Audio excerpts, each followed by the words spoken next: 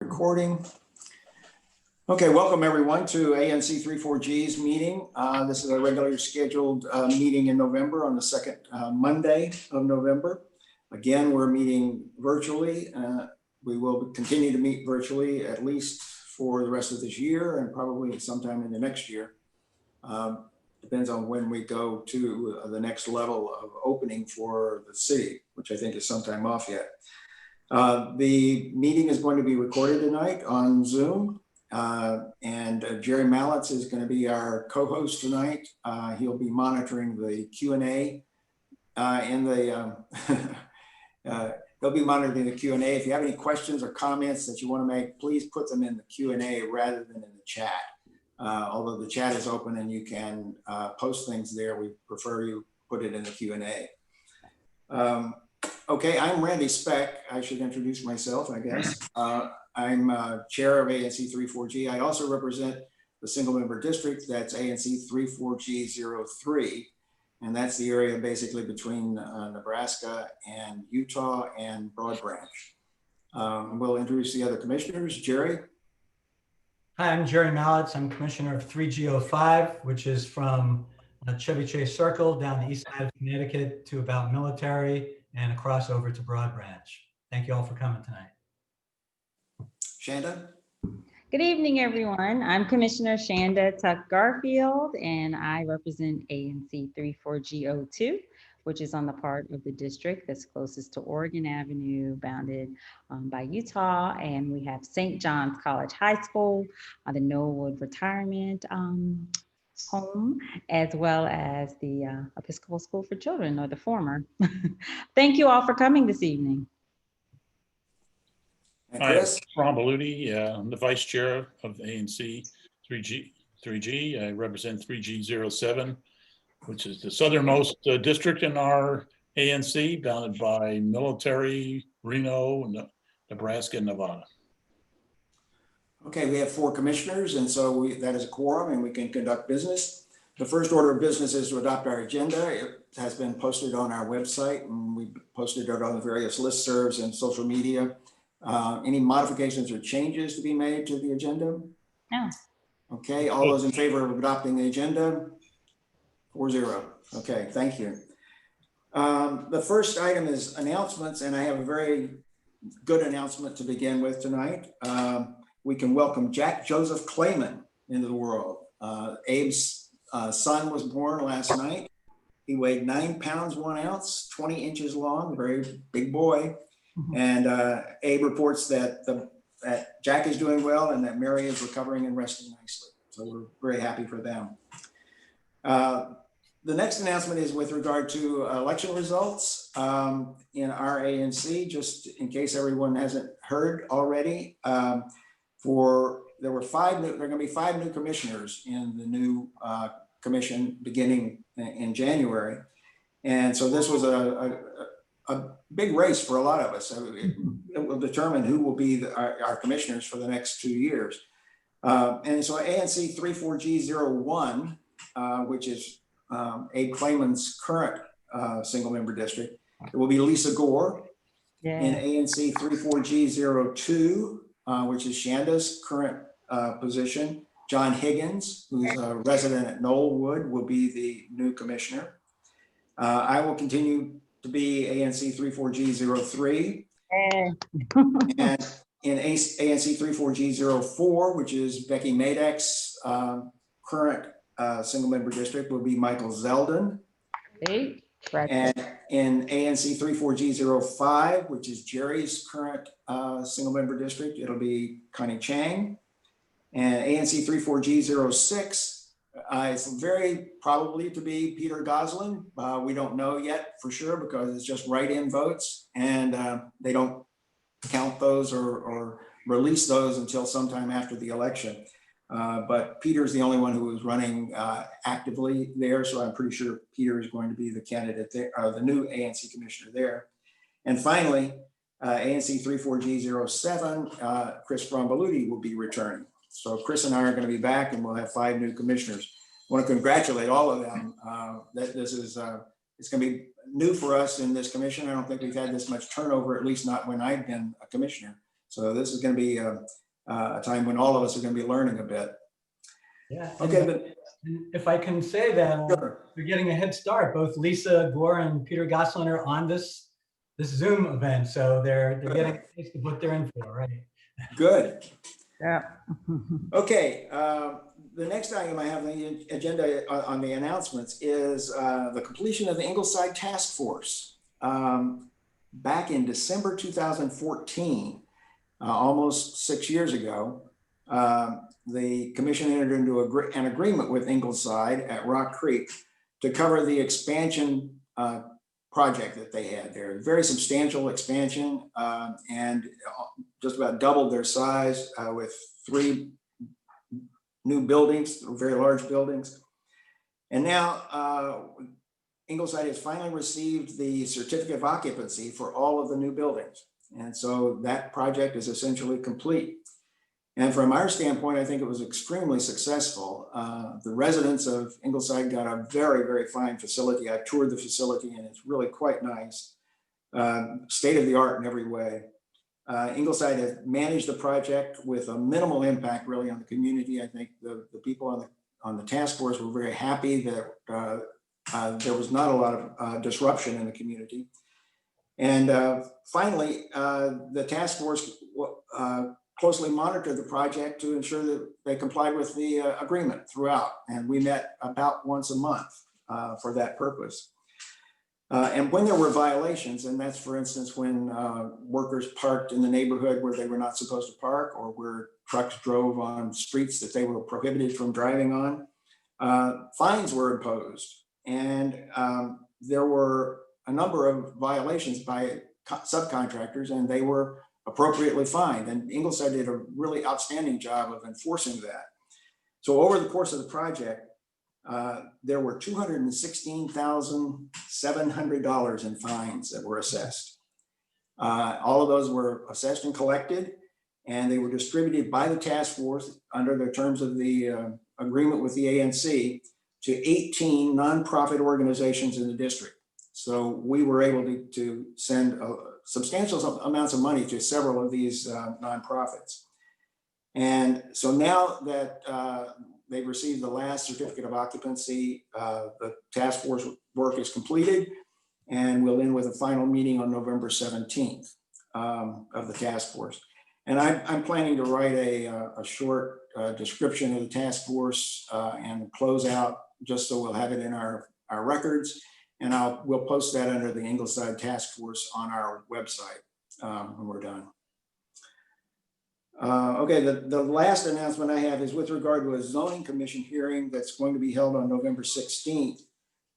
This will be a hearing on the inclusionary zoning plus regulations. And it gets into a lot of detail that I'm sure not many of us will understand, much less have any interest in. But the new rules do specify a couple of things that are pretty important. They calculate an increased percentage that would be required for new construction to be set aside for affordable housing. And it's up to a maximum of 20%. Now that might not be as high as we would like, but it's certainly higher than what it is now.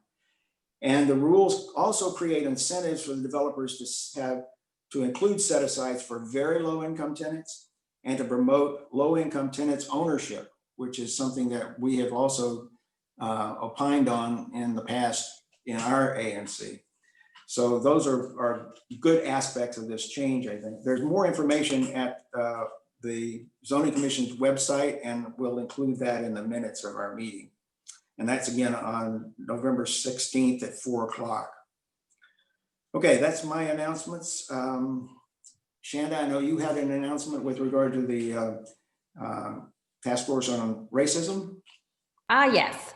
As you all who are here tonight and in the community know, the ANC passed a resolution this past June 8th of 2020, which basically established our ANC task force on racism.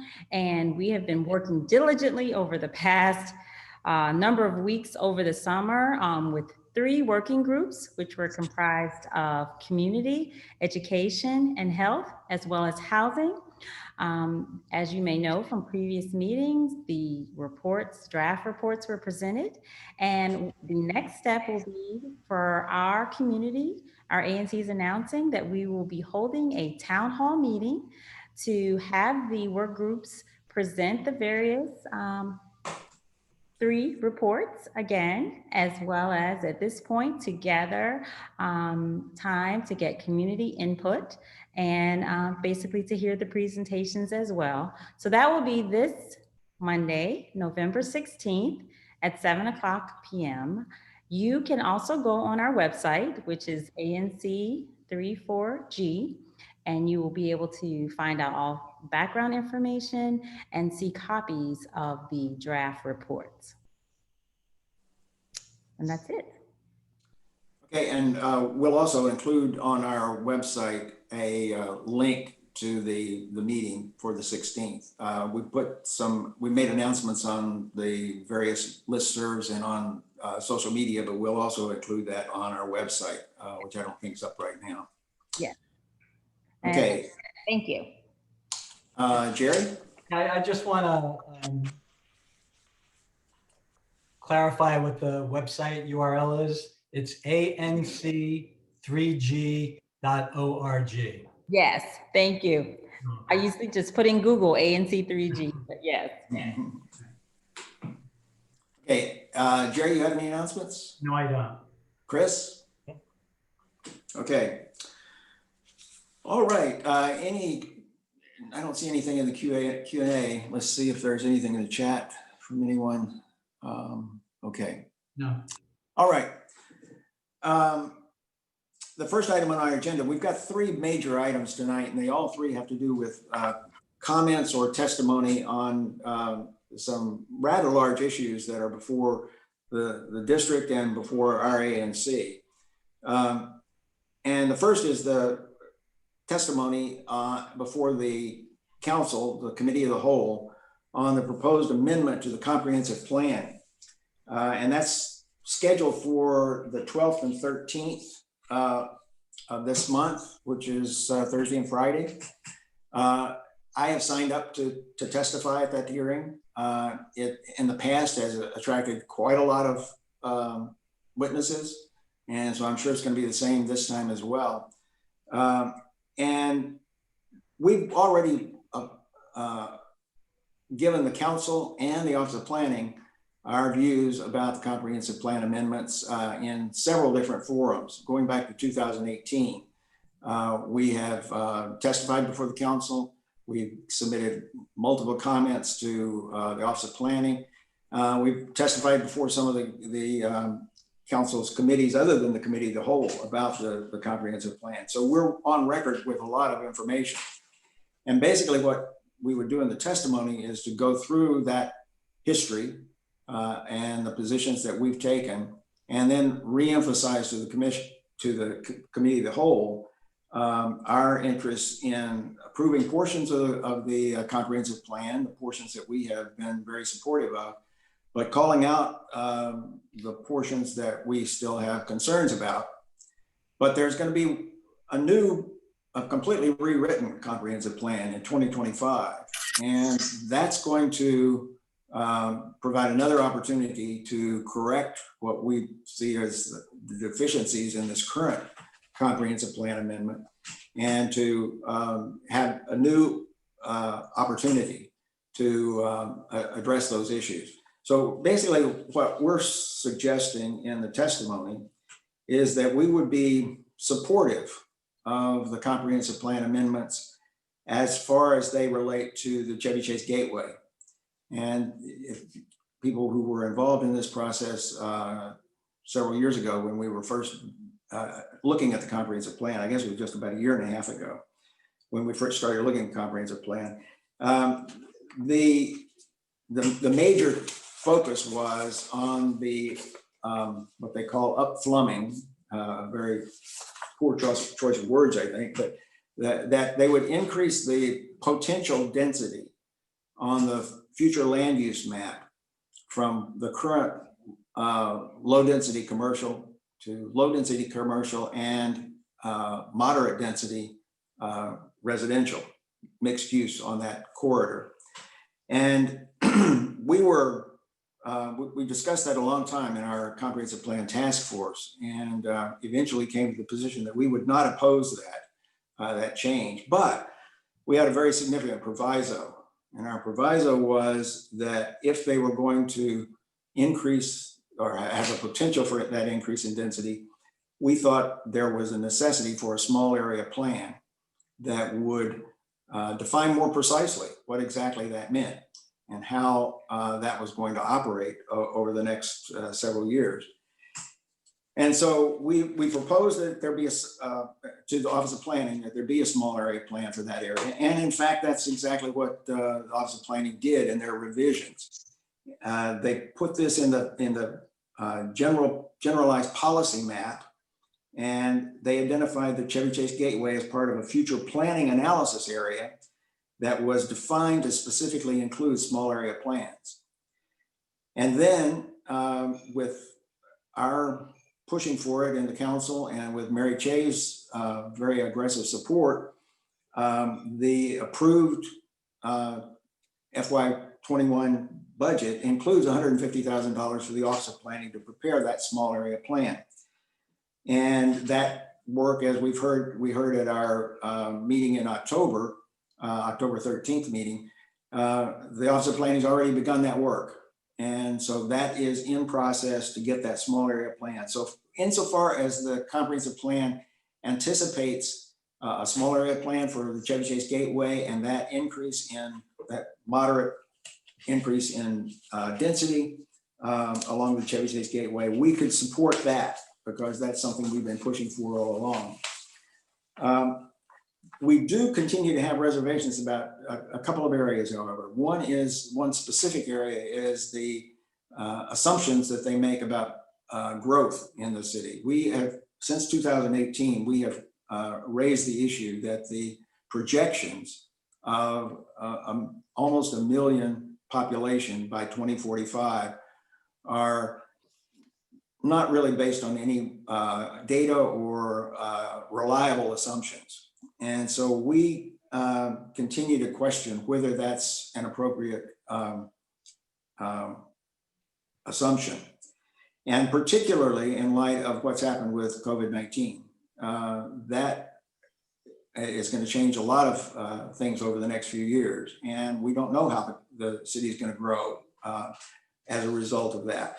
There are going to be some changes in lifestyles, and people are probably not going to be, they may not be going to work as much. They may be not going downtown as much. There could be a whole lot of changes that could occur, and it could have ramifications throughout the comprehensive plan. And then the other thing that we thought was really missing in the amendments to the comprehensive plan was a specific way to deal with the infrastructure. If we're going to have that much growth as they project, obviously you've got to have schools and recreation facilities and transportation and all of those other infrastructures that need to go along with that. And so we didn't think that there was an adequate attention to that, particularly with regard to schools in our neighborhood. And so we asked the Office of Planning to include specific plans about what they were going to do with regard to meeting the needs for public schools in Rock Creek West, particularly, which is our immediate area. And the Office of Planning responded that it was simply beyond the scope of the comprehensive plan. And I thought that was a pretty disingenuous response. But it's really not responsible, I think, to continue to expect that kind of growth without some very, very concrete ideas about what they're going to do with regard to schools and other infrastructure. So the bottom line is that we're supportive of going ahead with the comprehensive plan as it relates to the Chevy Chase Gateway, and we can support going ahead with this bill that the council is considering to adopt the comprehensive plan, but only based on the representations that this is going to be completely rewritten in 2025. And by then, we'll know a whole lot more about how COVID-19 has impacted the comprehensive plan and planning process, and we'll be able, I think, then to have a much more realistic view of what's going forward, and we'll have to clearly deal with the issues of infrastructure at that point. So that's the bottom line on the testimony. Commissioners have any questions or comments? I circulated this to the commissioners earlier, so they've had a chance to look at it. Jerry? I have I think a simple question. So you said the process has already started, and we know because we heard from them at our October meeting. At that meeting, he mentioned that one of the initial steps in this, as they get started, is to create a steering committee made up of neighborhood representatives and others. Right. Have they done that yet? I'm not aware of it if they have. I really haven't talked to the Office of Planning at all since our October 13th meeting. Because I know in other small area plans around the city that have occurred in the past, that's really the first thing they do, steering committee and stakeholders meeting. Yeah. So, I know they also had a questionnaire, I think, that they were asking people to fill out. And I don't know what the status of that is either. And they had some specific questions there. it'd probably be good to get an update. Yeah, I will do that. I will get an update from Erkin and find out where they stand, because it's only been a month, but still, that's 1/12 of the year. Right. That's one of the first things you usually do is create the steering. Right. Shanda? And I would echo Jerry, because of that meeting that they attended, it's clear that, for instance, my now former and starting in January district is outside of that area, and I really want to advocate for our having a voice in that, to the extent that members of the community who are part of the Chevy Chase community can be on that steering committee and have a voice. I want that to occur in the future. So I really want to get on that in terms of next steps. I think Erkin did say that everybody in the area, really, the larger area, has an interest in what happens on the Chevy Chase Gateway, and their views and opinions and voices are certainly going to be heard. Yes, I would like to get clarity on that, because I will do that. So Randy, you know, OP made a good presentation at their meeting to us, but I did get the feeling from them and from other folks at OP, they're not going to tell us who they're going to contact. I mean, the ANC is just one of many community groups that they deal with, and they don't seem to be giving us great weight, any more weight than any other community group. It's just something we need to stay tuned in on. yes. Yeah, I think you're right, Chris, but I also think that they have reached out to us on several occasions and said, you know, we definitely want to hear from you. Right, they want to hear from us, but they don't want us to be part of the process. Well, I think they do want us to be part of the process, because I'm not so sure about that. well, I think they have really reached out, I think, in a way that's a little bit unusual. They have also been very impressed with all of the work that we've done on the comprehensive plan. And they think we've got a pretty good handle on what's going on in our community. So I think they're going to be interested in having our input. I've talked to Andrew Trueblood about this as well, and I think he's certainly interested in hearing what we want to do. Right. Okay, well, we just have to stay vigilant, that's all. Yes, I agree with that. I agree. And really, you know, and this is one of the recommendations I know in the Task Force on Racism, but and I think this is something that the next commission undoubtedly will want to do, and that is create a task force or a special group that's going to be working intensively on the small area plan, because I think we need to have a group within the ANC that is focused pretty intensely on the small area plan. It's going to be so important to our community. Yeah. I echo that as well, because I think it's better to be proactive rather than reactive and hearing what's coming out of it, as opposed to having input in the process. Yeah. Yeah. And Randy, we have a couple of questions that I think. Okay. One is from Steve Seelig. Says, from Randy's comments, it's not clear what the ANC's position might be about the proposed FLUM amendments for Chevy Chase area. Is approval conditional on getting more schools and infrastructure, which is not defined? In our resolution on the comprehensive plan, the only contingency for the approval of the modifications to the future land use map were the small area plan. We did not make the rest of it contingent. Now, there are going to be some changes with regard to schools in Rock Creek West because there are going to be two new, or at least the council has approved, purchase of the land for two new elementary schools. Now, how that's going to affect our immediate area is a different question, but there are some things that the council has been doing to address that issue, independent of the comprehensive plan. But the other thing is, it's really nothing's going to happen on infrastructure, really realistically, before there's going to be a new rewrite of the comprehensive plan. So I think delaying, agreeing to the modifications to the future land use map without the accompanying changes to the planning for schools and other infrastructure is probably not going to make that much difference. And given the fact that all of this is going to take a long, long time to play out. Okay. There's another question from Peter Goslin. Did the ANC's June vote mean that the commission supports only density increases along Connecticut Avenue, or more generally density increases throughout the ANC community? If the former, why would the ANC support the full comp plan? I think what we were talking about was along Connecticut Avenue. Yeah, and the comp plan really doesn't address anything else. Right. The only changes in the comp plan that affect our neighborhood at all are those on the future land use map, where they've increased the density for the strip along Connecticut Avenue. That's the only thing that changed at all in the comprehensive plan. Everything else remained exactly the same.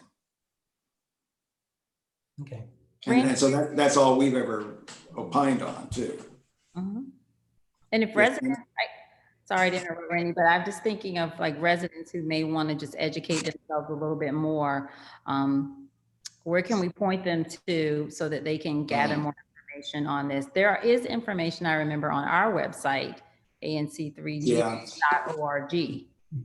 Yeah, the best thing would be to look at the task force and the comprehensive plan task force. There's our comprehensive plan task force report and the resolution by the commission. Those two documents are the best ones to focus on our neighborhood. But the Office of Planning has a website that is devoted to the comprehensive plan. It's called Plan DC. And it is extraordinarily comprehensive in that it does show all 1,500 pages of the comprehensive plan if you want to sit down and read through it tonight. No. And it's got the future land use map and the generalized policy map are both there too. So those are places to go if you want more information. Yeah, that 1,500 page document is what's propping up my computer tonight. So. Which we've all memorized. Printed it out, huh, Jerry? Kinko's loves you. Okay. Any changes anyone wants to make in the draft testimony that I've circulated? It basically just covers all. Good. Okay. Okay, all those in favor of adopting this testimony before the council? Okay, 4-0, thank you. All right, the next item on the agenda is more testimony, this time before the council's Committee on Transportation and the Environment. This is a roundtable, which is not quite as formal as some of the other testimony, but basically is the same, on the Slow Streets program. And in this instance, I'll let Shanda This really covers our experience with this derives from the Tennyson Street proposal, and Shanda was very much involved in that. But this specific roundtable is designed to hear from residents about their concerns with the effectiveness of the initiative due to confusing signage, poor communication, and perplexing street choices to serve as slow streets. So Shanda, you want to give some background on this and describe what it is we're trying to do here? Okay. Yes. So I see a number of you in the audience were there at that meeting where we dealt with the slow streets issue. And specifically, as you all may remember, our ANC was approached by DDOT, or rather emailed, regarding a potential application for designating Tennyson Street as a slow street. Our ANC was at that moment, while we do support community efforts and endeavors to make it as amenable as possible to all families, was quite surprised that it arose at that moment. And so within a week's time, and this was in October, our ANC spoke with DDOT and gathered background. And so this testimony reiterates a number of those things, and it's presented to Councilmember Che and the other members of the committee. And it's our ANC on behalf of the communities. We feel it's an opportunity to address the ways to improve the DDOT's slow street programs in light of your concerns as residents about the effectiveness of the initiative, its original stated purpose, the confusing signage, poor communication, and the perplexing street choices. For background, you may know that, or may not know, that the mayor announced this program to the entire city in May of 2020.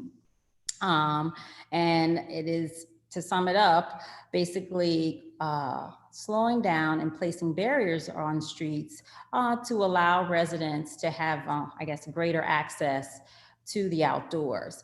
As a part of that, then in June, our council passed legislation that required DDOT to identify any modifications to roadways in each ward. And basically it required DDOT at that time to report on the identification of 5 additional miles of streets by October 15th. So ultimately, those of you who were aware of the Tennyson Street issue, our ANC, for lack of a better word, was thrown into that process. Basically on September 29th, we were notified via email by a program analyst that at that point, DDOT wanted to make Tennyson Street a slow street. We had very little information, and at that time, as you know, our ANC has certain statutory requirements that we operate under with our agencies. And our ANC basically responded that we had not had our meetings at that point, that by law, we're generally required a longer response time. It's usually at least 30 days. And in this instance, it was not. We felt that we were put in a reactive posture. At that point, a number of residents in the community expressed their concerns and questions. And while there were residents that may have supported it, at that point, our ANC put it on our agenda to bring forth to you all. As you know, we ultimately passed a resolution where we stated that because of the way and the process and the way it had been brought to us, that at that time, we needed and required additional information, and we could not, at that point, support such a designation without having data and other information to evaluate how this would impact not only Tennyson, but the other streets in the surrounding areas. As many of you may remember, at that point, in the process, there were a number of signatories to a petition who wanted further information as well. So this basically puts in writing our ANC's experience with this, our thoughts, as well as I believe it adds to our great weight in having any input into an agency and their process when specifically there are programs that are implemented that impact our neighborhoods. So we are always speaking on your behalf, and this is just one of those efforts. And we hope that you will continue to give us input into this as well. But this, while anecdotally, DDOT does have our information via coming to meetings and also our vehement efforts on your behalf in writing, we feel that bringing to the council that has oversight on this issue would get the ball rolling to have them examine this program. So with that, Randy. Okay, thanks, Shanda. I mean, the testimony also at the end really proposes several specific things that we suggest DDOT do to improve the program. To make clear, first of all, what its purpose is, to select candidates for streets based on data and analysis, not just anecdotal information. Consider the impact of the designation on other streets, and provide well-publicized public notice. And finally, consider standards for how it will evaluate the degree of community support that they require. So we're trying to be helpful to DDOT and the council to solve this problem in the future. Yes, our ANC is problem solvers. Let's hope so. Okay, any other comment? Jerry, you had one suggestion of one you wanted to add to this, and it was something that came up in our meeting on the 13th, October 13th. And that is with regard to whether we should reference the petition that was circulated and that got a large number of signatures, about 164, I think, signatures. You want to describe what you'd like to add there? Sure. Well, first, and as you can see, it is important because Shanda just referenced the petition herself when she was talking about it. The petition was a very basic one. The title was Support Transparency and Community Input into Traffic Changes. So it was really talking about some of the same exact recommendations that we're making at the end of this testimony. And initially when it came up last month, people said a lot of the signees, you couldn't be sure if they were legit or things like that. So myself and another individual, we went through every one of the 162 signatures on there and identified people based on a couple of databases that we have that are residents. And we found that there were 123 signees that are confirmed as either ANC3 residents, and that there are a few that are also DC residents. It was actually 106 are confirmed for our ANC and 17 others that are DC residents. And the other, where's the number here? The other 39 we cannot identify as ANC or DC residents, and they all have non-local zip codes. So I'd like to add something that this petition was circulated. It was only circulated for about 5 days before we had made our feelings known to DDOT, and to say instead of the 162 signees, we could with confidence say that there were 123 ANC or nearby community residents that signed the petition. Yes. And then for clarification for the community, our ANC was actually actively working on this issue prior to the petition. And while we do appreciate the input, our ANC, just based on the presentation of the issue to us, was quite concerned about it as well. Randy, I have a comment after you're done. Yeah, okay. Well, I'm just looking at the testimony. Jerry, you had suggested a change on page 4 right after at the commission's request, adding in the reference to the petition there. If we say that there were 123 signatories on the petition, from our ANC or nearby areas, that's fine? Yes. Okay, Nearby DC area, community. Pardon? I'm not talking about nearby in Maryland. These are all DC. Right, nearby DC, right. No, I think that would be good. And I think that addresses Becky's concern that she raised at the last meeting. So That's why I went through the list. right. Well, Well, thank another individual as well. thank you for doing that, Jerry. Chris? What else am I going to do at 4 in the morning? Chris? Yeah, I just wanted to comment on the slow street program in general. You know, I generally am a fan of DDOTs. I think their directors is very in tune to citizen issues. But this one it really puzzles me. The whole idea of the slow street is it's supposed to be a street that goes somewhere, so that, you know, it can become a pedestrian promenade or something like that. But the minute you take a street that goes somewhere and make it a slow street, you've totally messed up the traffic in that neighborhood, because streets that go somewhere or streets that, you know, cars generally use to go places. So it doesn't really make a lot of sense. And then the slow street doesn't do that much. It just slows traffic down 5 miles an hour from 20 to 15. It clutters up the street with signage. Every block there's a big ugly sign over on the curb. It looks like it's kind of handmade. And it's just, you know, I considered it for my district, and I had a couple of streets that were possibles, like 38th and 39th Street, and nobody wants it. I mean, it's just, it's a nuisance.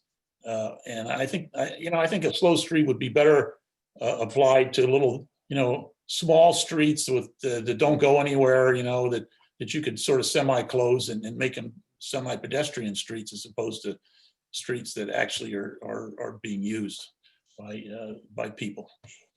So I think they should redirect this program. It's a problem. Yes. I mean, while I understand the initial goal, they I guess, to be fair to DDOT, they did say it was a COVID response measure that the mayor had implemented. It's got to do with COVID. Right. I mean, but one of the things that I know that they had at least been in the rollout of other programs, they had always done a better job of coming to our ANC, explaining the program, reaching out to commissioners beforehand, before we have an actual, you know, program or application in our hands. So I think that they do have to do a better job of that piece too.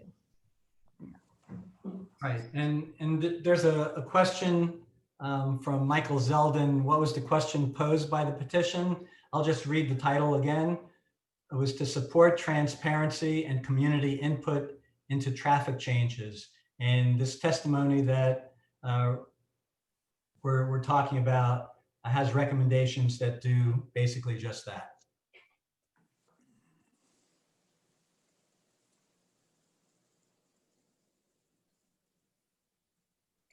I see Ted Guest's question too about whether DDOT's proposal for Tennyson Street has been permanently or temporarily dropped. It's just been dropped for now. Presumably they have said that they could come back at a later point and make another proposal. You know, I think a lot of our concerns had to do with just this one just not being thought out very carefully or executed very well with the community. And, you know, what they were looking for was community support, and this did not have community support. And our ANC specifically said we do not support it. Yeah, it was. Yeah. But if another proposal comes in, we'll look at it in the light of whatever the circumstances are at the time. Right. What we said at the time was we didn't have appropriate data. Normally we have a longer time of analysis. We have a longer time to be in the community. Residents can have input, and this wasn't done in that instance. You got to get DDOT credit though. When we said we didn't want it, they immediately backed off. And you know, it does. I think it's off the table for now, unless we ask to be brought back. Right. Shanda, could you just, another question was, what precise data does the ANC think would help? Could you just give a couple of examples? Well, normally, if you know our ANC, we're a very detailed ANC, and we look at the statutes and we look at the law. It's very important to us, because that way, when we're analyzing whether residents are for it or against it, we're elected to represent all voices. And so normally a part of that is having the statute, I believe, gave offhand 30 to 50 days for input. And so our ANC is normally able to have a meeting, sometimes more than one or two, where the agency comes, the members of the street come, other streets are able to have input. And when I say data, I mean, at that point, the agency with other programs, they come out and they do an analysis, they look at the traffic patterns, they talk to the people. There is just this program, as you can see from the dates, it was only been since May. We had very little information from other experiences in the rollout. So we didn't know a lot about it. And even in terms of just our ANC getting information from the agency, we were getting different information from the program analysts versus the actual people who ran or headed the program, as you see.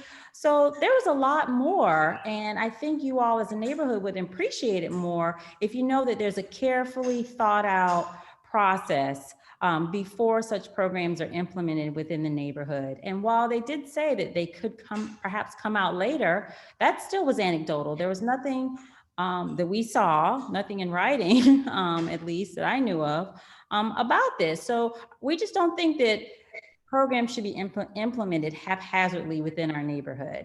We just care too much about our community and really don't want to have to backtrack and take things back if we're going to implement them. I know one specific thing for that neighborhood we heard was that it would be diverting some traffic onto streets that don't have sidewalks. Right. So there was no analysis. Normally DDOT would come out and we as commissioners would walk the neighborhood with them, and then they would actually have data presented to us. And just so it's clear too, we say in the testimony, we're not opposed to slow streets concept, but concluded that Tennyson Street had not been adequately vetted or studied, and we hadn't gotten adequate notice. The commission is open, however, to future proposals for slow streets within ANC3-4G that are backed with data and analysis, or to considering appropriately noticed traffic calming measures on any street in our neighborhood.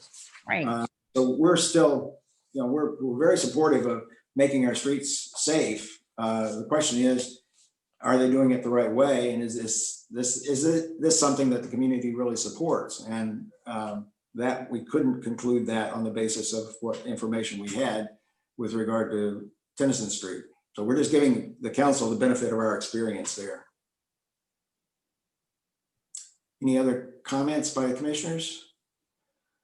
Okay, any modifications or other than Jerry's change, which we've, I think, agreed to with regard to the citation of the petition, is there any other change that needs to be made to the proposed testimony? Looks good, right? Okay, all those in favor of approving it? 4-0. Okay, great, thank you. All right, the last, we're zipping right through this. The last comment, and this is a comment that would be on the revised environmental assessment, revised draft environmental assessment for the Broad Branch Road rehabilitation. And this is another issue that goes back a long time. This one all the way back to 2013. It was almost exactly 7 years ago that the commission approved comments on the original draft environmental assessment. And we have asked several times what was the status of this, because Broad Branch Road has been in bad repair for a very long time, and I think they've resurfaced it twice since then, and it still gets washed out repeatedly. And so we've also testified to the council at least once that I'm aware, maybe twice, about the need for those repairs there. Now, is Wayne Wilson on the call, Jerry? Or is he one of the participants, Wayne Wilson or Denise? Yes. Okay, well, we'll let Wayne, if you can elevate Wayne to be a panelist. Okay. He's elevated. Okay. And Can you add on Stephen Walters as well? what do you need, Wayne? Can you add Stephen Walters? I don't see Stephen Walters on here.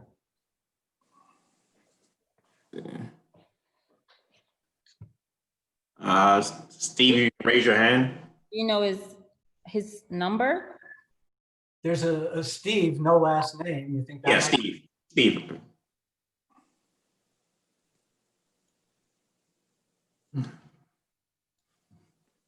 Okay.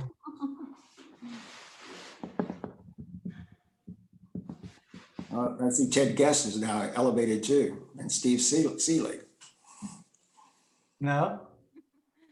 and Alan Siebert. Yeah, we got a lot of new folks. Yeah, Thanks for elevating me, but I don't think I'm worthy. and Connie and. How did that happen? Oh, yeah, we got everybody now. Just mute everybody, Randy. Okay. Well, let's see if we can. I don't want to take them out, so. I mean, I don't know how to get them out. No longer panelists, though. Okay, we only want to hear from Wayne, and if everybody else could just mute themselves, that would be fine. Wayne, great to see you again. It's been a long time since we've seen you at one of our meetings. It's been a very, very long time since I've seen. Yeah, all that time on Oregon Avenue, and now here you are talking about Broad Branch Road. I know, very old project as well. Oh, new project. Okay. Well, as I mentioned, this is a project that's been around for a very long time. And I know you put in a lot of work to do the revisions on the environmental assessment now. And maybe if you could give us a very, very brief introduction. I think a lot of the people are familiar with the general aspects of the environmental assessment, but maybe you could give us an overview of that. And then maybe we've got some questions afterwards. Okay. So for those who don't know, Broad Branch Road is pretty much a reconstruction project or environmental assessment from Linnaean Avenue to Beach Drive.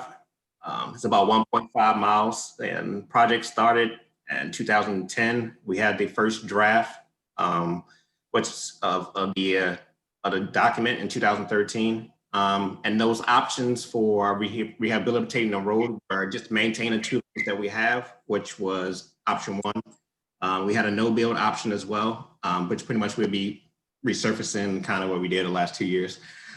We had option three, which is 2 lanes plus a sidewalk and grass strip. The sidewalk's about six feet wide. And then option four, which was 2 lanes, a 6-foot sidewalk and a 4-foot bike lane, but that would be on uphill on the eastern side, close to the park.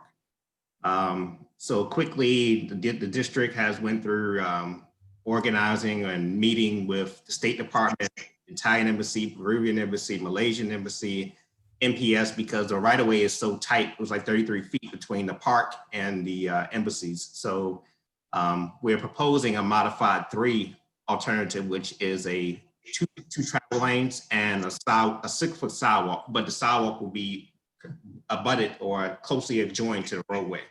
So we couldn't fit a grass space to get past the embassies. They just wouldn't allow it, and we couldn't get through the State Department to get it. So that's kind of what, in a nutshell, what's been happening over the years. And also there's a culvert replacement down near Soapstone Culvert, where the trail is, just a little bit north of Western Ridge Trail. And so your preferred alternative is what's called alternative 3 modified, the one that would still allow a bike path, but no, still allow a pedestrian walkway, but no bike path, right? Correct. We have multiple meetings with the embassies and State Departments, and finally, I think the Italian embassy said no, because to add the bike path, we would actually block access to the Italian gatehouse that's at the bottom of Soapstone. The extra retaining wall blocked the front door from being open. And then the park, we just couldn't get the right of way to, or impacts of the park would be too great to add the bike lane. So this was the best option, to have sidewalk and put some pedestrian access to connect to the trails, connect to Brandywine, Davenport, so you can have some type of access. Other commissioners have questions? Chris? Why, I'm just curious, I don't think you're gonna have very many pedestrians using Broad Branch Road, but you will have a lot of bicycles. Why don't you just have 6 feet pedestrian / bike path? Yeah. I think 4-foot bike path's never gonna work anyway. That's not, you can't get 2 bikes going different directions on a 4-foot bike path, but if you had a 6-foot pedestrian / bike path, I think you would satisfy the bike folks a lot. And the occasional pedestrian that's going to use it will still be able to use it relatively safely, because the bikes don't go anywhere as fast as the cars and they're not as dangerous. The other thing about a bike path along Broad Branch Road is it connects our neighborhood with downtown. A Broad Branch Road bike path connects with the Rock Creek bike path. It goes to Georgetown, it goes to downtown. I mean, here we are talking about spending tons of money to build bike paths on Connecticut Avenue, and we have a bike path that's sitting right there, which we could build, without that much problem. You seem to have the room. If you can do a 6-foot sidewalk, you can do a 6-foot bike path. I mean, how about considering something like that? Well, I mean, in a sense, is this elevated bike path? In a sense, the sidewalk is a path, right? I mean, from it's grade separated. So if I would put a bike path in, and most likely it had to be protected. So I would need, I think, a 2-foot or 2-foot, 3-foot barrier to protect it from the cars. And with that, I will only have 3 feet, maybe 2 to 3 feet remaining for a bike path.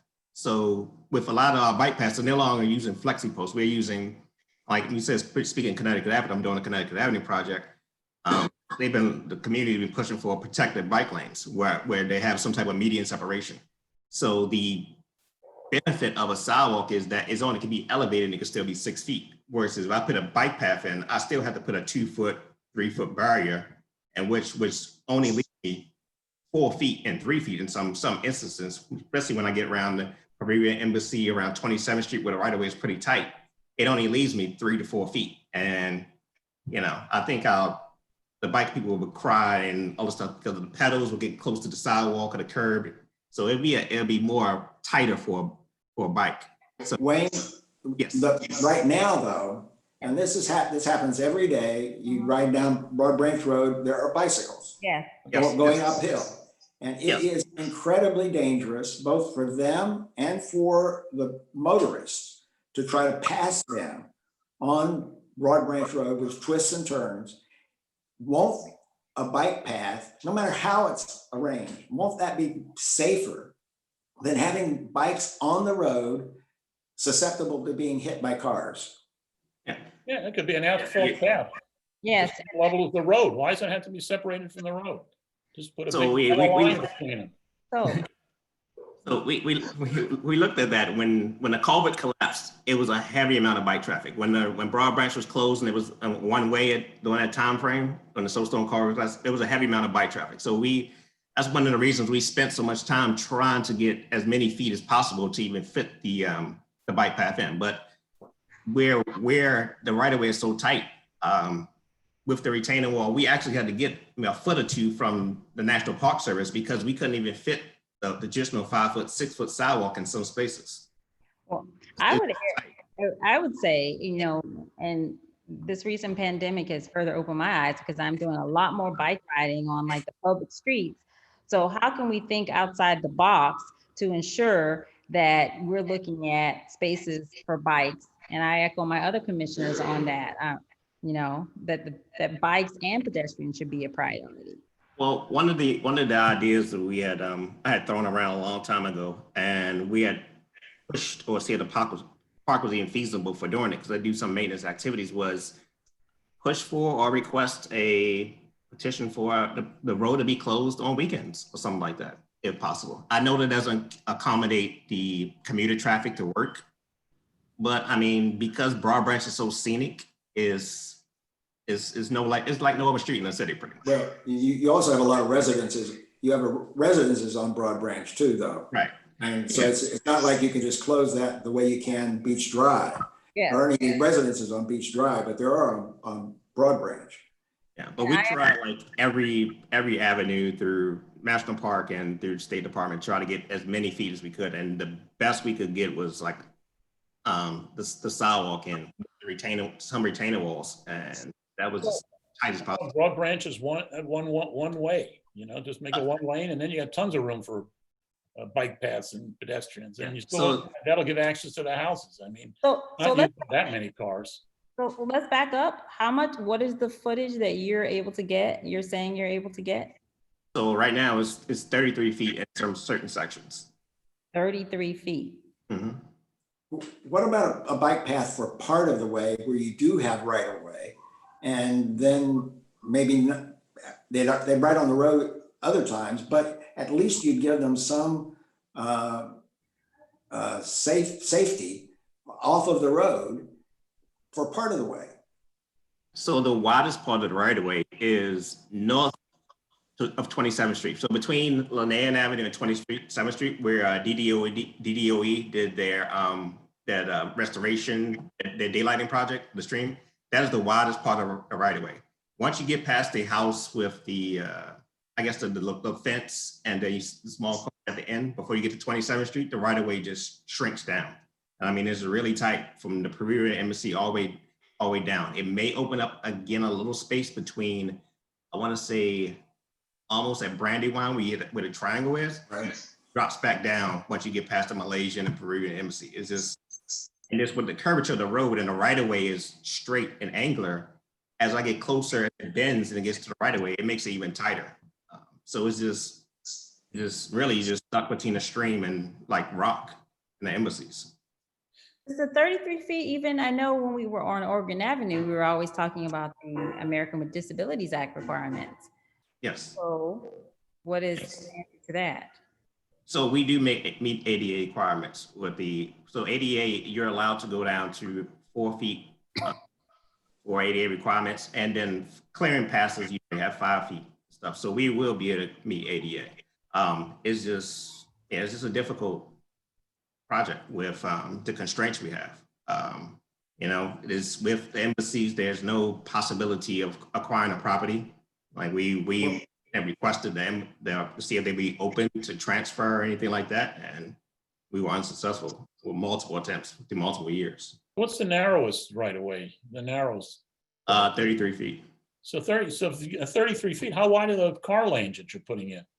So we have, so you have two 10-foot lanes, which 10 foot? And then you have a gutter and a curb on both sides. So that gives you 24, so 2 and 2 is 24. And then you have a retaining wall on the park side because of the stream and a lot of erosion. That's 26. And then you have to have a buffer space. So between between a retaining wall and the curb, you have to have a buffer just in case vehicles can be able to recover. So that's like 2 to 3 feet. And then you still have the sidewalk on that side. So I'm actually just from both sides to try to get in there. And I haven't even, and on the west side where the residence is, the hill goes straight up. So you have a retainer on that side as well. So I'm really, really tight. So some certain areas I need to get a foot or two from the National Park Service. And then some sides I'm going to be at 5 feet, certain locations just to get a 5-foot sidewalk in because it's that tight. So I'm using every foot and to every inch. Hey, see, this is Steve Seeley. I know I'm probably not supposed to comment, but I'm commenting on behalf of the Ward Free Bike advocates. And Wayne, I want to say just a few things. The first is to express extreme disappointment. Steve, if you could wait until after the commissioners have had their opportunity, and we'll recognize you then, okay? Thank you. All right. Wayne? Yes. There's going to be a new State Department, presumably, in January. As I read the environmental assessment, it was the State Department's decision, essentially, not to pursue this further with the embassy. That's not true? Oh, so we received in 2014, we received a letter from Italy that any attempt to acquire any property will be a diplomatic action. So then we involved the State Department to try to facilitate more meetings. So we had a number of meetings with Peru and Malaysia that were kind of asking pretty much what did the other ones say. So we finally went through with Italy, we had successfully had a couple of more meetings. We were able to acquire a contract. We did surveying. So we surveyed all the frontage of their property. So we surveyed the Italian embassy property, we surveyed the Malaysian embassy property, we surveyed the Peruvian embassy property to see exactly how much room did we have and how much more did we need. So we had about 3 or 4 meetings after that. And then after like the final meeting, the embassy said, no, they would not support alternative 3 or 4. It would be to the detriment of the sovereign nation of Italy. As well as we came back with the historic preservation, DC's historic preservations, because the Italian gatehouse is registered historic under our 4F or our environmental laws. Gatehouse cannot be impacted as well. So the historic preservation said that anything that alters the use or the appearance of the gatehouse is pretty much a violation. We're in violation of.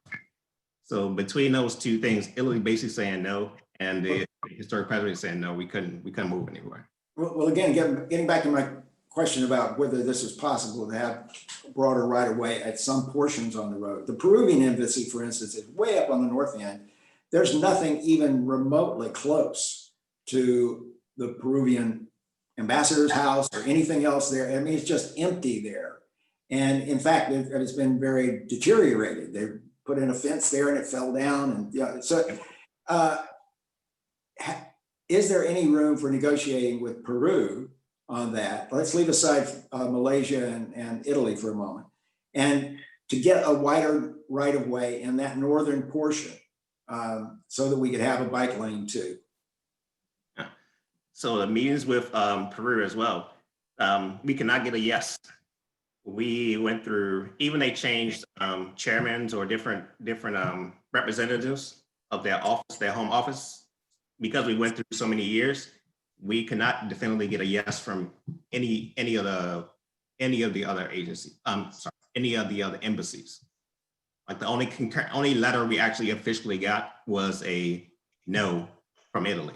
So after each meeting, they would indicate that they would go back to their home office or their home government and see what the government says, and it just went into a black hole for many years. Well, they're going to have an interest in having a bike lane there too, I think. I mean, because that will give them access too. So I think I would like for DDOT to go back again and try it once more, because this is a once in multi-generation opportunity. If we don't get a bike lane now there, we're never going to be able to put it in again. And I think the hazard of bikes riding on Broad Branch with cars is going to be serious. And if we're really serious about Vision Zero and multimodal transportation, we need to figure out a way to have bikes protected on Broad Branch. I mean, I just can't understand why we would go forward with something like this and not have a protection for bicycles. Yeah, and it's going to be even worse with the raised sidewalk and the retaining wall. The bikes are going to have nowhere to go. Yes. You know, I think right now you're going to make it tighter for bikes than it is now. I mean, I think I think this whole project needs to be rethought. It's taking our community backwards when we know, I mean, we're not going forward. We have to think outside the box. We know that life is different now, and we need the ability for both pedestrians and bikers, right? And I agree with other commissioners, especially with Vision Zero. We need this opportunity. So why can't we go back and negotiate? Yeah, it seems like a slap in the face to Vision Zero, actually. Yeah, I understand your sentiment. Like I said, we started in 2016 and we were doing it for years, many years. So we tried to design it in-house. We went through the parks trying to get the parks to go for it, and we went through the embassy. So we have a number of things. And even the one-way idea was tried, and I want to say that was 2005 when Cindy Cox was the I think she was the chief of National Park Service, and that was under Muhammad Khalid. So this project has been, I'd say, over almost 2 decades that they've been trying, and it's not like we haven't tried to provide as much access or bikes and things we tried. they've been trying it for decades. It's just one of the situations where we are. It's just stuck. It's just not have a lot of opportunities. We're just kind of stuck. Well, this does not seem to be a good solution for anyone now, though, the way it's planned. And I was impressed with what you did with the optimization of alternative 3 in order to find ways to fit it in. And it seems that we ought to be doing at least that much or more to try to modify alternative 4 in order to make it work. Because it really is important, I think. And I just can't emphasize to you how serious this is, because all of us have driven on Broad Branch Road. We do it all the time, and we know what the hazard is for bicyclists and for pedestrians and for motorists. And Chris is right that there aren't very many hikers. I mean, You never see it. there's no pedestrians there now. There might be if you had a path, but Randy, right now there certainly Would you isn't. like me to show what the alternatives are? Would you like me to put that on the screen? You can, Sure. yes, because alternative 4, we need 40, I want to say it's 47, 44 feet of right of way. Well, that's before you optimize it. Alternative 4 right there. Yeah, and there, Yeah, you 27 did, feet. you did a lot of things with alternative 3 in order to optimize it and to minimize the right of way. And what I'm suggesting is you should at least do the same thing for alternative 4 and see if there's a way for at least a portion of the roadway, so that we don't have to have bikes and cars on the road in the same lanes for the full length. At least we could protect them some places there. That just makes a lot more sense to me. Alternative 4 doesn't show a protected bike lane. It just shows a bike lane on the street. Right. So what you can do with this is you get rid of the sidewalk and that green thing. You make the whole piece over there a bike lane on the same level as the street. And you got plenty of room. You got room for two-way bikes. You got room for cars, and the occasional pedestrian can walk in the bike lane. And I think it's a much better solution than what you're showing here. This is a lot. You know, and the sidewalk is ridiculous. You're not going to see all these people on it. You'll see. I mean, have you ever done a count of pedestrians on Broad Branch? You get 10 a day. I've never seen anybody walk. It's ridiculous. All the time. Sidewalk is ridiculous. I think if we were talking about priorities, I think the bike path would be a priority over a sidewalk. Yes. Yeah, maybe, but from an ADA standpoint, I mean, I can't. I've never seen a wheelchair on Broad Branch. You'll never see one. The distances are too far. I mean, you'd have to be a marathoner, a wheelchair marathon guy to use that. Doesn't go. The distances are too far apart. You got to be realistic here. I understand, but if I build it, I have to meet ADA requirements. I understand that, and there are going to be some requirements. If you had a walkway at street level, it would need ADA.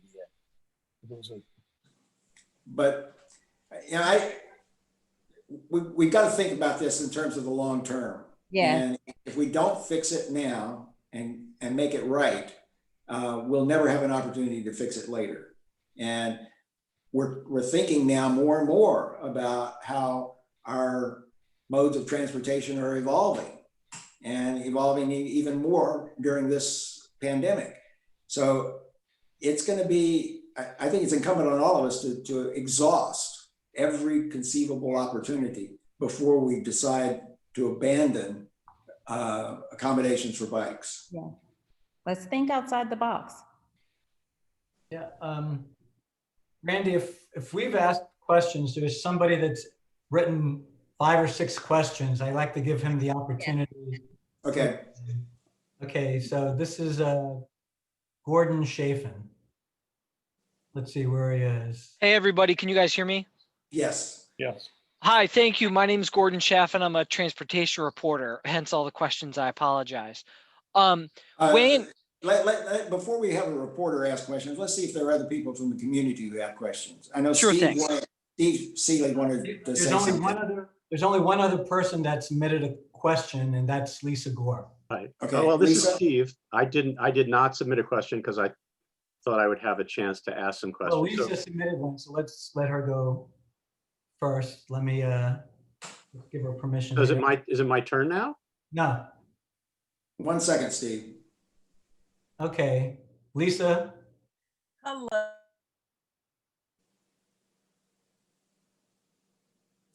you're good.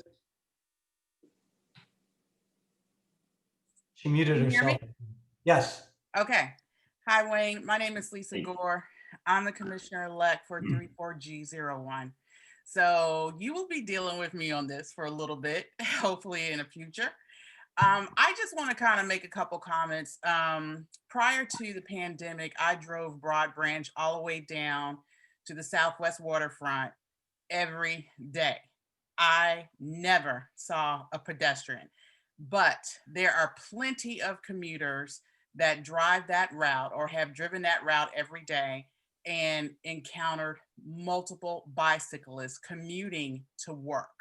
I know we are in a COVID pandemic situation, but I think once we come out of this, we are still going to have that same cadre of people that are going to take that route every day to work. I would just implore DDOT, and I think the commission is trying to do that, to come up with some kind of alternative. There is, and I think Chris Frambaludi said it best. I mean, there are very few pedestrians going that route, but you have multiple bicyclists that travel that route. And if the city is going to be serious about Vision Zero and the things that the mayor has mandated, then we need to get serious about it. And when we come to an impasse like this, hopefully we need to work really hard together to get through that impasse. So thank you, Jerry, for putting that visual on the board, because it really helped me kind of see what was present. And I think, Chris, again, kind of, came up with some alternatives. We have to come up with alternatives. And again, Randy said it best as well. I mean, if we don't get this done now, when are we going to get it done? We're not. So, I mean, bicycle safety is very serious. That's something that I ran on. That's something that our commissioners are very serious about. And it's something that our community is very serious about. And I hope we would not accept this plan based on where it is right now. We're not. Okay. Thank you. Thanks, Lisa. So, Steve. Thanks. Thank So you. sorry to butt in when it wasn't my turn. So Wayne, just to say one thing first about the process, very disappointed that DDOT has comments that are ending on November 16th without really, aside from the ANC that requested you to show up, to actually have a hearing and more discussion with the community. I think that's something that DDOT really needs to do. It's incumbent upon DDOT to hear more from the community, not just those who attend ANC meetings. And I would implore you to do that and extend the period. One thing I would say also is, so we've examined, the bicycle advocates have examined the options that you've gone through. One thing that it's really unclear to us about is why, to Randy's point, is there not a climbing lane on the northbound side in the space that's available? The issue here is going to continue to be, if you don't do something like that, it's to create visual clues for drivers to understand that cyclists are going to be on that road. Personally, I actually think the pedestrian route is necessary and people will use it. It's like no one crosses the river because there's no bridge. I think pedestrians will use it. That's my own view. But there's something DDOT needs to be able to do, and to not have visual clues, to at least have spaces where they are available, to have a climbing lane. There's no place for cyclists to hide on the current construction, right? You are now against the curb and you're going to get run off the road by people who are trying to go fast. And so you got to come up with something, Wayne. There's room in many places to do that. The other thing I would say is, north of 27th Street, one of our compatriots said, when you guys decided to, instead of having a bike lane on that part, to have a place where the water could drain, his comment was, well, no road is really environmentally safe. There's plenty of room north of 27th for you guys to put in a climbing lane on that road. I'm extremely disappointed that it doesn't exist, and as are many of our members. The other thing I would say is that, and Chris identified this earlier, is as far as a climbing lane goes, it doesn't need to be a separated bike path. That doesn't need to be the solution here. There needs to be room for people to be able to use the road while you have a cyclist and a driver. We don't have room for a protected bike lane here, but you do have room for a climbing lane. So I would ask you to go back and revisit. I understand that it's a federal case to try and get some of the land from these embassies. If any of you have ever dealt with the State Department, you can understand that. Now there's a new administration that might come in. It might be different, but I think it's going to be tough. So a couple other comments.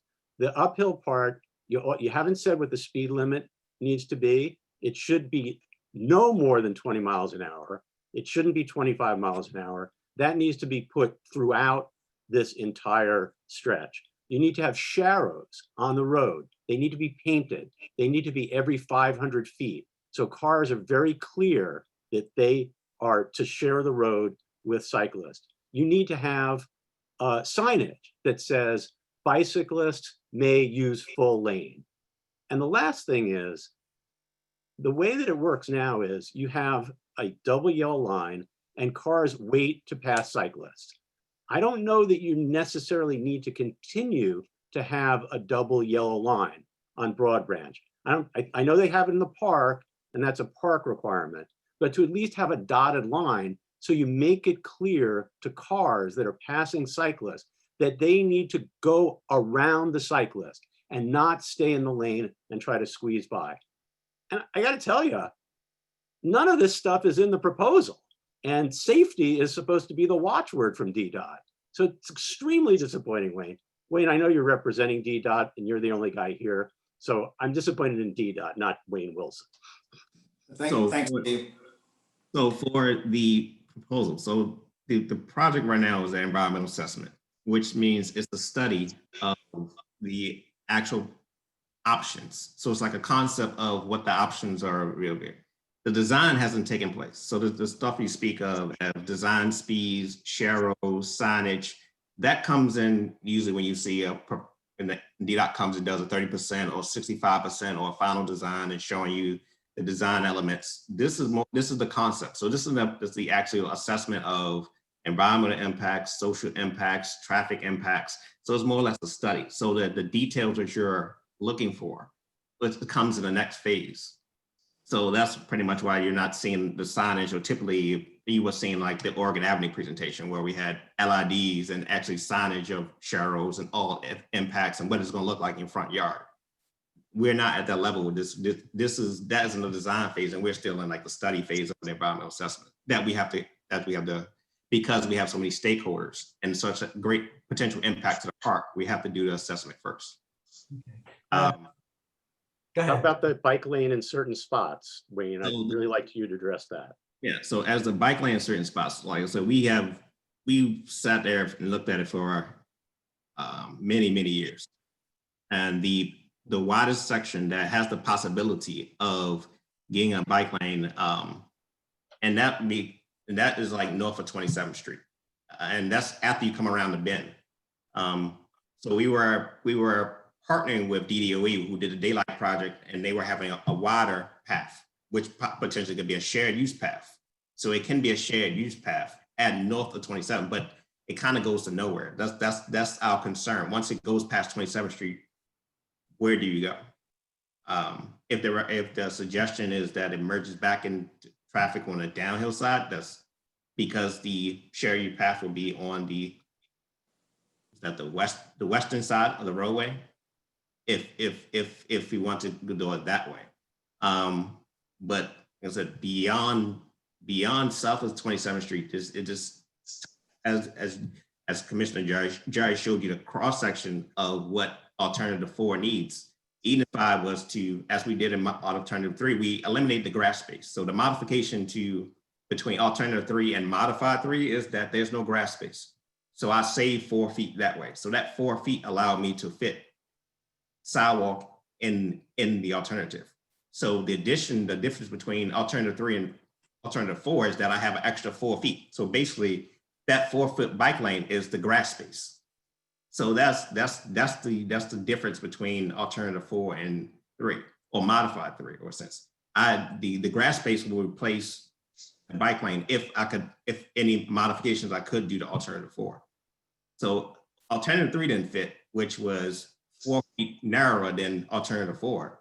So that's why the climbing lane, you're not seeing the climbing lane. It just wasn't feasible of how much we can get in.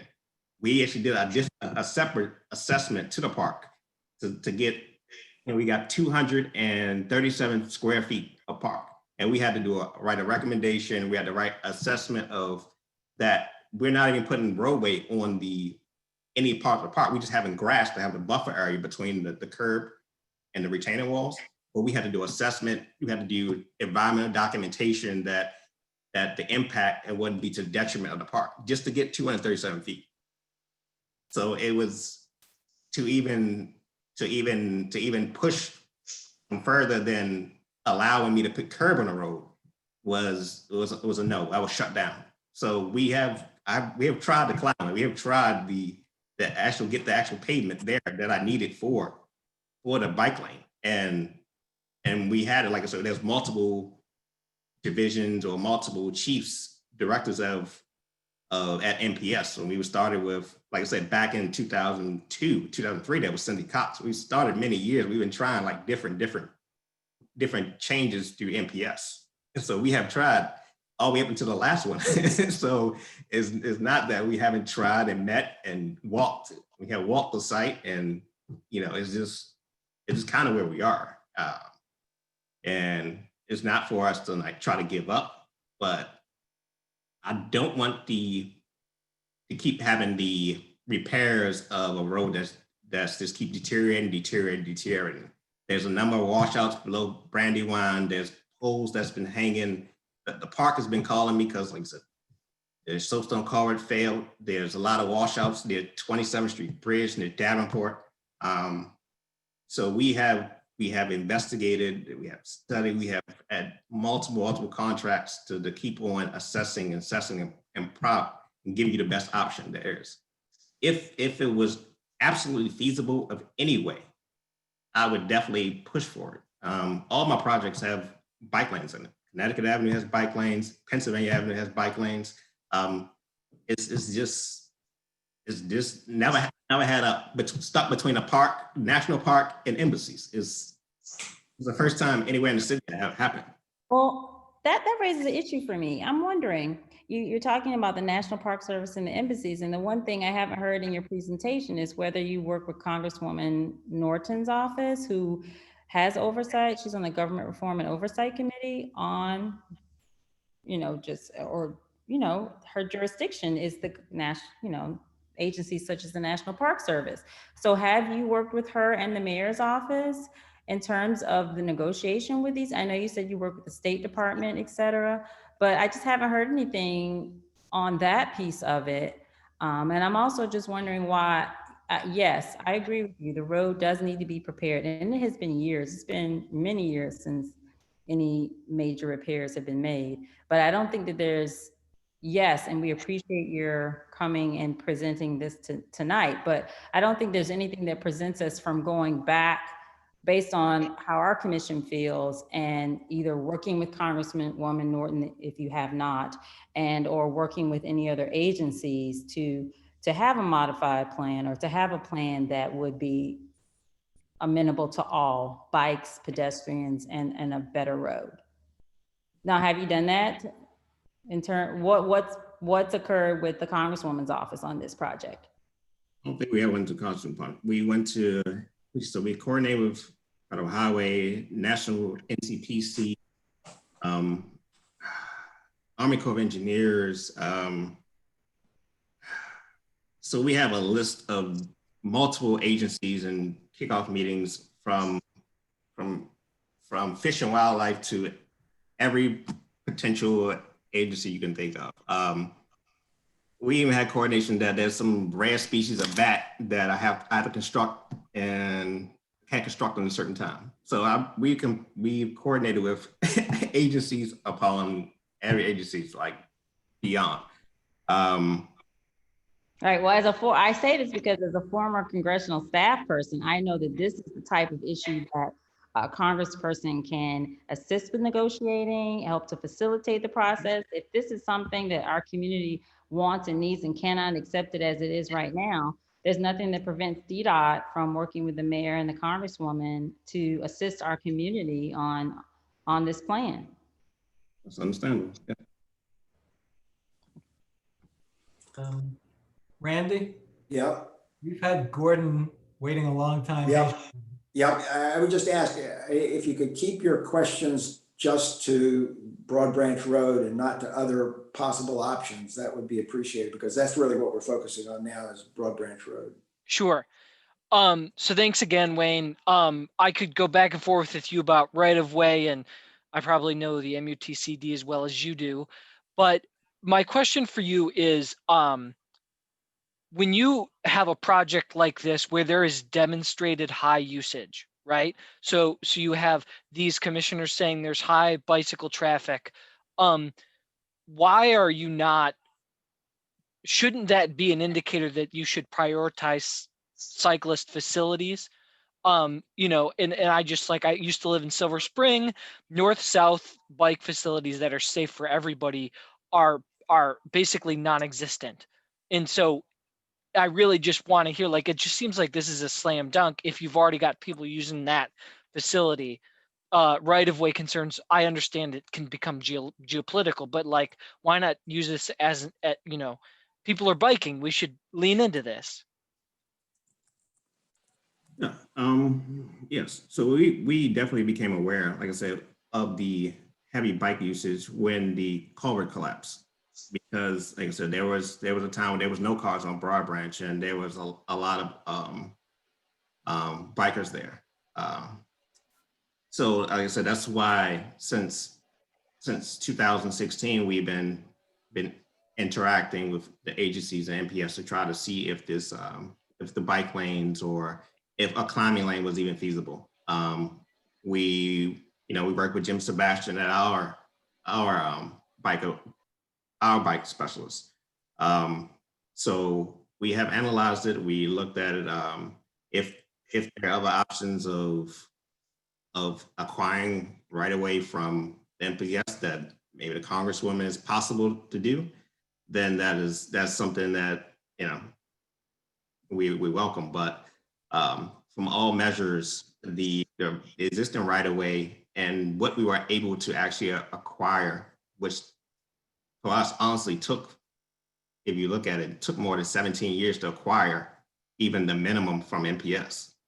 And that was only 237 feet. That was barely the 7 small sections, no wider than a foot. It took like 17 years. So there's a number of managers who retired on this project, and a lot of people that worked in. So I'm maybe like the 7th manager who took over Broad Branch from his infancy. Yeah, no, and I understand, and Jim has since left DDOT, and yes, but I'm just asking because like I know a lot of the details that you're talking about, but when I talk to regular people who just want their kids to be able to go to school or take their family on a bike ride to go downtown or something, like in you guys want 0 traffic deaths in 4 years, and like those two timelines don't line up. Yeah. I think after we had the hearing in 2013, one of the residents sent me a video. It was actually her daughter who had a bike helmet on and said that she wanted to ride down Broad Branch. They were actually videos that, as the comments they were sending. So that was one of the reasons we spent so much time and we invested so much money, and even we had the threat of federal funding being taken away from the project because, for each project there we have a 10-year rule where we have to kind of produce something. So DDOT pushed that to the limit to meet with the embassies and meet with the MPS and the agencies to keep trying to get more right away, because it was such a vocal request or precedent wanting option alternative 4. So we pushed and pushed. And we actually out of that period, we beyond the 10 years. But I said, once we concurrently got the news from the State Department that the Italian said no, and that, you know, it wasn't feasible, and we still had to provide an ADA path or access under, you know, the sidewalk law. That's why we went with the modified 3. For the wider section, like I said, north of 27th Street, it can be possibly shared in combination with DDOE's daylighting project, but the beyond 27th Street, it just is not feasible. Even with. Let's take one more question, comment. Human, is that who has her hand raised? His hand raised? I don't know. Yes, my name is Human Shiroki, resident of Patterson Street Northwest. Thanks for the recognition. I would like to address one thing that Wayne, I think, mentioned a little bit earlier about being where we are. And I think one thing that is very clear from everyone that we've heard from is where we are is not acceptable to the citizens. And I would like to understand, Wayne, from you, how is this going to go back to DDOT, and what's going to be the next step for you and your team? So we will take the comments from the ANC. We will actually have a meeting with the internal stakeholders, the director, Jeff. We will look at all the comments, and we will, you know, the director, along with from our chief engineer, our recommendation, will give us a way forward, a path forward, and see what the recommendation is for our marching orders. But it's important for you and everyone to comment.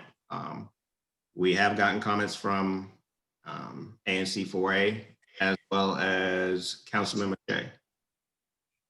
So, and so we're looking for comments from this commission as well and this ANC. Right now, the 4A supports modified 3 as well as council. You said modified 3? Yes. Exactly as it is. That's their preferred Okay. alternative. Yeah, I know that 3E is considering this as well, and I know their position is basically the same as ours with regard to alternative 4.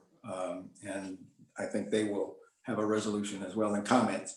And as I think Steve mentioned, comments are due by the 16th right now, and so we will get our comments in by then, and we're going to vote on it tonight, so we can do that. Okay, Wayne, we thank you very much. One other thing I wanted to highlight for you, and I've raised it many times with DDOT and with DOE, with DC Water and everybody else that I can talk to. There's a culvert under Broad Branch Road between 27th Street and Linnaean. It's right near where the Ivory Coast Embassy is. Yes. That culvert floods every single time we get a substantial rain. And DOE has been chomping at the bit to fix it. And they haven't been able to get DDOT and DC Water and whoever else is required to make sure that happens. But as part of this project, we should not let that culvert continue the way it is, because it floods Broad Branch Road every single time. So. Yeah, we're aware of that, because, I think you were. Shouldn't that be in the environmental assessment? Yes, yeah, so we're repairing all the culverts, the outfalls, and so DDA, when they did that daylighting project, they didn't, I guess they didn't expect all the water, because the actual culvert right next to the Ivory Coast goes into a small box just across the road, right, on the fence. And if you actually go look at the actual culvert where that floods, part of it's bricked up. And there's a lot of sediment. So they try to clean the sediment, but the actual pipe is undersized. So there were some DDOE kind of, I guess they kind of handed it over, or it's still coordination, where they're going to build a larger pipe. So they're designing kind of a larger, maybe an oval pipe, and that will be partly constructed with our project. Okay.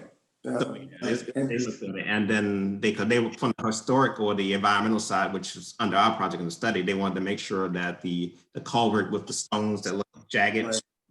historic or anything like that. So that's the kind of where we are at. But yes, it will be handled. But we'll have to continue to have flooding until this whole project is done.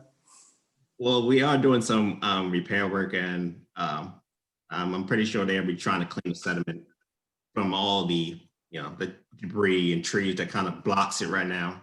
Right. We're trying to keep it on our radar of things that just keep checking on. Okay. All right. Well, thank you very much, Wayne. We appreciate it. And at least this is easier for you to attend our meetings and come in person sometimes, I know, because you have a long commute home. Yeah. This was the shortest commute of all the meetings I had with you. Okay, we really appreciate it. Thanks, Wayne. Well, Randy, before Wayne goes, I just want to thank Wayne in general. Our community may not know that Wayne was quite an integral part on Oregon Avenue and working with us. So I just want to thank you for the work over the years that you have been with our community, right? I think almost a decade, over a decade, right?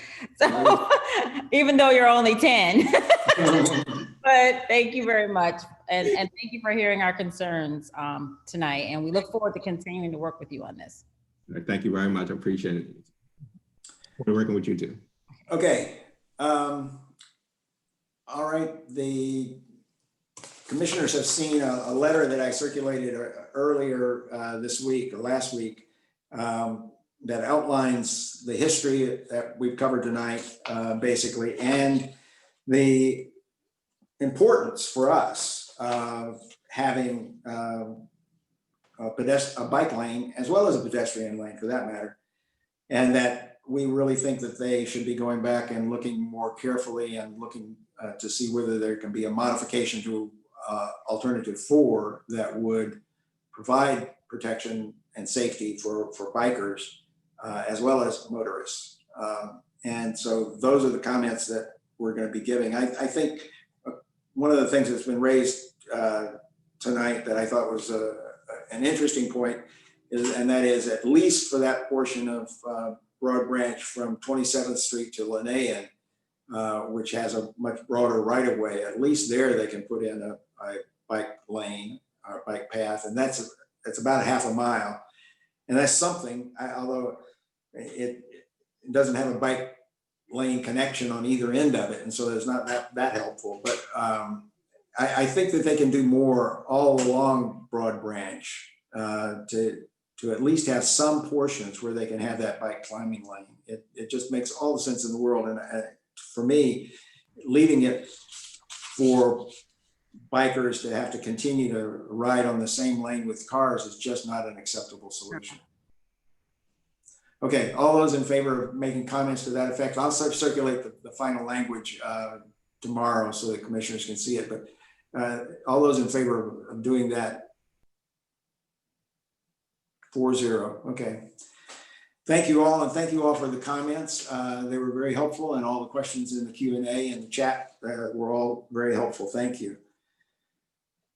Okay, that's the major substantive items on the agenda. The next thing we have to do is look at the minutes, and we did not approve the minutes for the October 13th meeting. So we have both the minutes for the October 13th and the October 26th minutes. Any modifications or changes anyone wants to make to those? Okay, all those in favor of approving the minutes for those two meetings? 4-0. Okay. And Shanda, you have some checks that need to be approved? You're mute. You need to unmute yourself. Okay, sorry. Yes, we have 2 checks. The first one is check 1619 to the U.S. Postmaster to maintain ANC's post office box on Connecticut Avenue for $150. Then we have check number 1620, which will reimburse Randy, yourself, you, for Zoom to the effect of $116.58. And those are the only 2 checks. Okay, all those in favor of approving those checks? 4-0. Okay. All right. We, as Shannon mentioned, we do have Jerry? Can I go back 1 second? Certainly. It has to do with the minutes. Yep.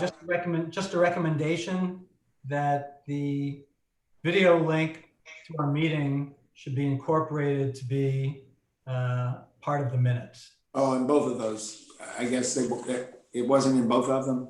Yeah, I you're don't remember, but that should just be a default. yeah, you're absolutely right. I think for the most part, we've done that in the past. It just may have been omitted here. I've noticed a couple that we've missed in the past and I forgot to say it, but Okay. I'll say it this time. Yeah, okay. All right, I'll pass that on to the secretary. Although I'm going to be doing the minutes for this one, this meeting, I assume. Okay, as Shannon mentioned, we do have a meeting, town hall meeting on the Task Force on Racism reports. And that's on the 16th at 7 o'clock. But our next regular meeting is November 23rd. And I'm sure we will still have some things that the commission will want to discuss about the task force reports at that meeting. I don't have anything else on the agenda right now, but as always, there will be something that will come up between now and then. So anybody else have anything else that needs to be heard at that meeting? No.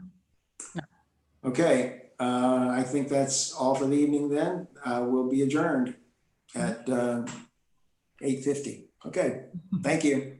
Thanks everyone for coming. Thanks everyone for attending.